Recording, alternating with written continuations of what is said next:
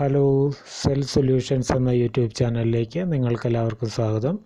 ഞാൻ ഇന്നിവിടെ പറയുന്നത് ലാവ Z60യുടെ ഷോട്ടിംഗ് പ്രോബ്ലത്തെക്കുറിച്ചാണ്. അപ്പോൾ വീഡിയോ ശ്രദ്ധിച്ച് കാണുക. അപ്പോൾ അതിന് മുന്നേ പറയാനുള്ള ഒരു കാര്യം, ഇത് എങ്ങനെ അഴിക്കാം എന്നതിനെപ്പറ്റി ഇതിന് മുകളിൽ ഒരു കാർഡ് രൂപത്തിൽ കാണിക്കുന്നുണ്ട്. അതിൽ നിങ്ങൾ ഷോട്ടിങ് മാറ്റണമെങ്കിൽ ഇത് അഴിക്കണം. അപ്പോൾ മുകളിൽ കാർഡ് ഞെക്കിയാൽ ആ വീഡിയോ വരുന്നതാണ്. അപ്പോൾ നമുക്ക് നേരെ വീഡിയോയിലേക്ക് പോവാം. അപ്പോൾ നിങ്ങൾ ഈ മൾട്ടിമീറ്ററിൽ നിങ്ങൾ ഷൂട്ടിംഗ് ഉണ്ടോയെന്ന് നോക്കുക. മൾട്ടിമീറ്ററിൽ നിങ്ങൾ ഡിജിറ്റൽ മൾട്ടിമീറ്റർ ആണെങ്കിൽ ബസർ മോഡിലിടുക. ബസർ മോഡിലിട്ടേച്ച് ഇതാണ് ഇതിൻ്റെ രണ്ട് പോള്, പോസിറ്റീവ് നെഗറ്റീവ്. ഈ രണ്ട് പോളിൽ പ്രോബ് വെച്ച് നോക്കുക. ഒരു സൈഡിലേക്ക് ബീപ്പ് കാണിക്കും, ഒരു സൈഡിലേക്ക് ബീപ്പ് കാണിക്കരുത്. അതേസമയം നിങ്ങളുടെ കയ്യിൽ ഡിജിറ്റൽ മൾട്ടിമീറ്റർ ആണെന്നൊരിൽ നിങ്ങൾ കണ്ടിന്യൂറ്റി റേഞ്ചിൽ X1 എന്നുള്ളിടത്തോട്ട് തിരിച്ചിടുക. എന്നിട്ട് നോക്കുക കണ്ടിന്യൂറ്റി ഒരു സൈഡിലേക്ക് കാണിക്കുന്നുണ്ടോ. ഒരു സൈഡിലേക്ക് കാണിക്കണം, മറ്റേ സൈഡിലേക്ക് കാണിക്കരുത്. അതാണ്.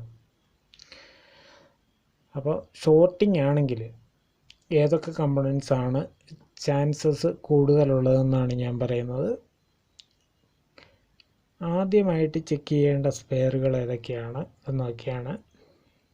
ഈ ബാറ്ററി കോണ്ടാക്റ്റിൻ്റെ നേരെ മുകളിൽ ഒരു വലിയ കപ്പാസിറ്ററും ഒരു ചെറിയ കപ്പാസിറ്റർ ഇരിപ്പുണ്ട്. ഈ ഭാഗത്ത് ഈ കപ്പാസിറ്റർ രണ്ടും ഷോർട്ട് ആവാനുള്ള ചാൻസ് കൂടുതലാണ്. അപ്പോൾ ഇത് രണ്ടും നിങ്ങൾ ഒന്ന് ഓരോന്നോരോന്നായിട്ട് റിമൂവ് ചെയ്ത് നോക്കുക ഷൂട്ടിംഗ് ആണെങ്കിൽ. അപ്പോൾ നിങ്ങൾക്ക് കിട്ടാനുള്ള സാധ്യത കൂടുതലാണ്.